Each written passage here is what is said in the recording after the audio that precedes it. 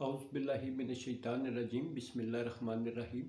अस्सलामुअलैकुम वरहमतुल्लाहि वबरकातुहू। नाज़रीन किराम, मैं हूँ फैसल सैयद। आप मेरा यूट्यूब चैनल देख रहे हैं। उम्मीद करता हूँ आप जहाँ भी होंगे रब ताला की पनाह में आफियत से होंगे। नाज़रीन किराम, पाकिस्तान के साथ साथ आज़ाद कश्मीर, उसके इलेक्शन जो है उनके बलदियाती इलेक्शन हो रहे थे और उस सिलसिले में नताइज आ रहे हैं। दूसरा मरहला वहाँ कंप्लीट हुआ है, इस पे बात करते हैं। और साथ हमारे पाकिस्तान के जो इस तरफ के हालात हैं इस पे भी बात करते हैं जी। ये बहुत इम्पॉर्टेंट है जी। जो आज़ाद कश्मीर के इलेक्शन हुए इस वक्त बलदियाती इंतखाबात, इसमें किसी एक पार्टी की बढ़तरी नज़र नहीं आ रही। वहाँ पर PTI की आपको मालूम है हुकूमत है और सरदार तनवीर इलियास जो है वह वज़ीर आज़म हैं और मिक्स नताइज हैं इसमें। पीपल्स पार्टी, नून लीग और PTI और पीपल्स पार्टी जम्मू कश्मीर जो है वो भी इसमें बरसरे बेकार है इलेक्शनों में। तो सबकी मिक्स नताइज आ रहे हैं। अभी तक कोई ख़त्मी नताइज नहीं आए कि कौन सी पार्टी जो है वहाँ पर कितनी अददी तादाद जो है वो किसकी ज़्यादा है इस वक्त। आपको मालूम है कि कुछ अर्सा पहले हमारे जो इलेक्ट्रॉनिक मीडिया, शायद इनके पास फुर्सत नहीं थी आज़ाद कश्मीर को इतनी कवरेज देने की। यहाँ पर तो एक मखसूस ग्रुप है जो गवर्नमेंट को सपोर्ट करने में लगा हुआ है। मुल्क के बाकी हालात जो हैं उनसे उनको सरकार नहीं होती। आज़ाद कश्मीर में लोग मसाइल लेके सड़कों पर थे और बहुत अरसा जो है, बहुत दिनों तक जो है वो धरने दिए रखे। वहाँ पर बहुत सारी गिरफ्तारियाँ भी और सब जो है वो गवर्नमेंट से नालां थे। इसके हल की कोशिश क्या की गई, नहीं की गई, किस तरह से, मगर आपको मालूम है कि इसका रिएक्शन जो है वो लोग वोट्स में अपना इज़हार करते हैं। तो वाज़ेह अक्सरियत अगर PTI की वहाँ पर नहीं आती तो ये वहाँ पर PTI के लिए एक बहुत बड़ा क्या कहते हैं, ख़तरे की घंटी है। क्योंकि आज़ाद कश्मीर गो के वहाँ का अपना सेटअप है, वहाँ का माइंड सेट अलग है, वहाँ के बरादरीज़म है। वहाँ पर जो वोटर्स हैं वो उसकी बरादरी को देखते हैं और जिधर किसी के फैसले होते हैं वो वहाँ पर ही उसके साथ वो चलते हैं। अब देखना ये है कि ये ऐसा क्यों हुआ है, इसका नोटिस लिया जाता है नहीं लिया जाता, ये बात की बात है।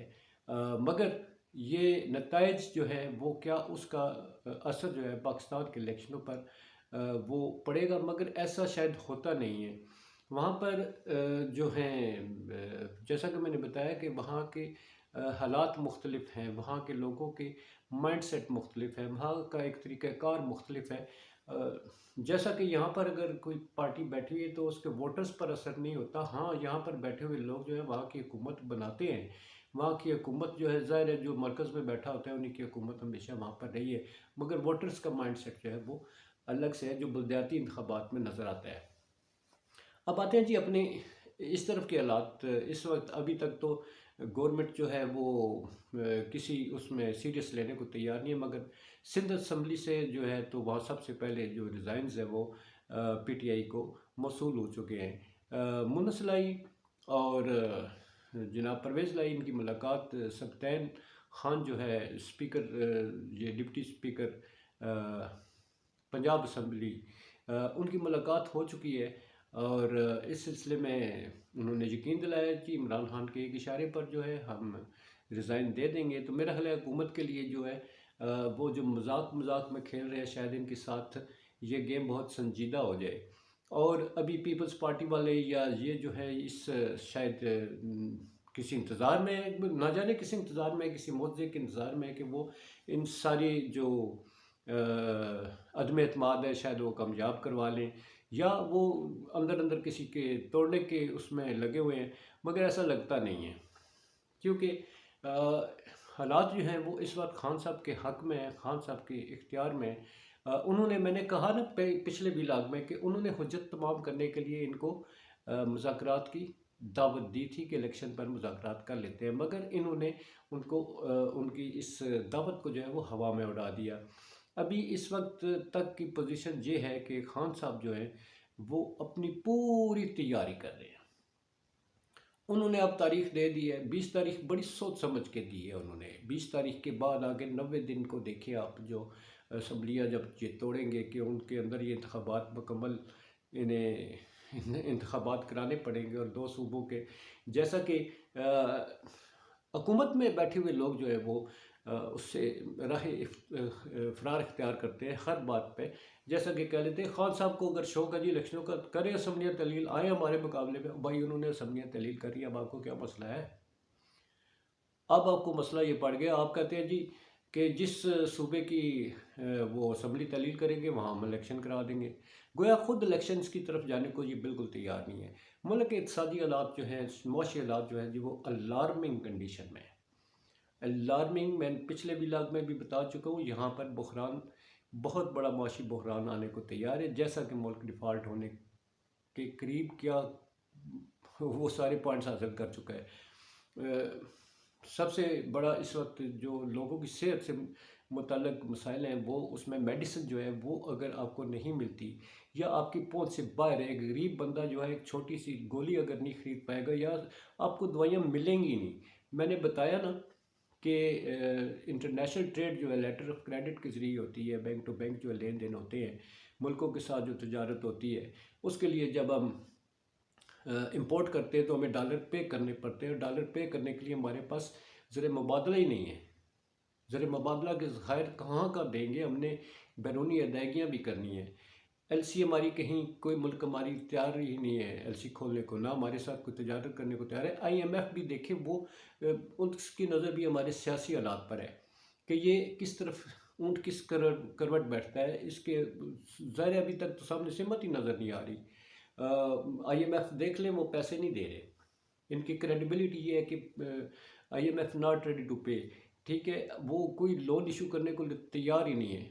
वर्ल्ड बैंक जो है वो नहीं है हमारे, मतलब है उस कंडीशन में ही नहीं है ना कि हमें कोई पैसे दे। एक भूखा मुल्क है, उसको कौन देगा? उन्हें पता है ये देंगे कहाँ से। जब बैठे हुए इनके साथ वादा करते हैं, कल जो आगे बैठता है वो नहीं देगा, ठीक है। वो कहेगा जी उसके साथ शराइत ये तय थी, मेरी तो ये तय करनी है, मैंने ये शराइत तय करनी है। तो अब जून का बजट जो है जी, वो नेक्स्ट वो कैसे और कौन उसको पेश करता है, ये आने वाला वक्त बताएगा। मगर इस वक्त जो है हमारे जो आर्मी चीफ़ हैं, मसरूफियात उनकी ये है कि उन्होंने हमारे जो बॉर्डर्स है जी उन पे दौरा किया, अपने फ़ौजी जवानों के साथ जो है पहला ख़िताब किया उन्होंने, जहाँ के वहाँ के उस ज़र फ़ौज के सरबराह हैं जी, उनके हौसले बढ़ाएंगे जी। इस तरह हमारे सरबराह तो नहीं है जी, वज़ीर आज़म साहब, अवाम मर रही है, घिस पिट रही है जनाब, उनका कोई पुरसाने हाल नहीं। वो फ़ौज का ख्याल रखते हैं, वो पूरी कौम का ख्याल रखते हैं। पहले जो असल काम जो है फ़ौज के साथ जो उनका रिश्ता है, उसके लिए वो महाज पर गए और उनके साथ खिताब किया। अब बाकी उनके सामने चैलेंजेस है, देखिए वो कैसे उनको हल करते हैं। या बहुत कुछ सारे हमारी अदालती निज़ाम इस तरह का है। आज़म स्वाति साहब कितने दिन सुप्रीम कोर्ट के बाहर इंसाफ मांगते रहे, धरना दिए रखे, मगर उसका नतीजा क्या निकला? बलूचिस्तान पुलिस उठा के ले गई उन्हें। हमारा अदालती निज़ाम ये है, जहाँ नैब के ख़िलाफ़ जो पीटीआई वो गई थी, इस हुकूमत के ख़िलाफ़ जो नैब से इन्होंने केसेस ख़त्म कराए, वो संद खाने में पड़ा हुआ है, उसको कोई नहीं पूछेगा। यहाँ पर हम कहते हैं अदालती निज़ाम फ़ैसले नहीं होते। हमारे आला अदलिया में अगर कोई सुनने वाला नहीं है बैठा हुआ, तो बताया अदलिया हमारी आम बंदे का क्या करती होगी। तो आज़म स्वाति साहब को ले गए, शहबाज गिल साहब से दोबारा से केसेस से बनते, मैंने पहले भी बताया। अब ये देखिए इंसाफ के निज़ाम पे मैं बात करता हूँ ना, उसमें आज़म स्वाति साहब इंसाफ लेने के लिए बैठे रहे। बिल्कुल इसी तरह अरशद शरीफ साहब जो है, हर दरवाज़ा खटकाया उन्होंने, अपने मुल्क में उन्हें पनाह नहीं दी, किसी ने उनको कानूनी शील्ड नहीं दी, किसी तरह से अपनी जान बचाते हुए मुल्क से बाहर जाने पर मजबूर हो गए, वहाँ भी उन्हें बख्शा नहीं गया। मगर इंसाफ का तकाजा है कि उन पर अभी तक कोई कार्रवाई नहीं हुई। अभी तक कोई इमरान खान साहब वज़ीर आज़म बने, उनकी सबक वज़ीर आज़म पर कतलाना हमला होता है, वो JIT जो अभी तक बनी, कौन है इनके पीछे जो ये सारी कार्रवाई नहीं? हमारे इंसाफ के दरवाजे जो है वो बंद हो चुके हैं, कोई इंसाफ देने को तैयार नहीं। इंसाफ मांगने वाले जो है पिट रहे, घिस रहे, मुल्क ऐसे ही तबाह होते हैं।